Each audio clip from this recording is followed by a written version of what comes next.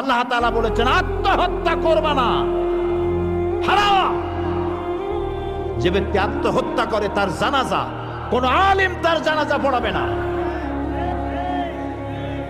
সামান্য সলিমুদ্দি কসিমুদ্দি জাতীয় কয়েকজন লোক যাবে, আর একটা মুয়াজ্জিন জানাজা পড়ায় কবরে ধুয়ে দেবে। বড় জানাজা হবে না, বড় আলেম জানাজা পড়াবে না, যেহেতু সে জাহান্নামে যাবে।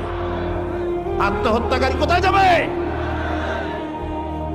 কিন্তু এই যুবক পোলাপানগুলি ওরা তো বোঝে নাই, ওদেরকে বুঝানো হইছে যে তোমরা যদি এই কামটা করো একেবারে বেহেশত তো যাবাই, মরার সাথে সাথে আল্লাহর সামনে গিয়ে হাজির হয়ে যাবে।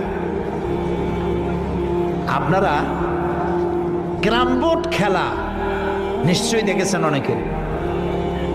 আর ভাই কইতে লজ্জা কি, আমিও তো খেলছি ছোটবেলায় ক্যারাম বোর্ড খেলা, এটা কি কোনো গুনাহ নাকি?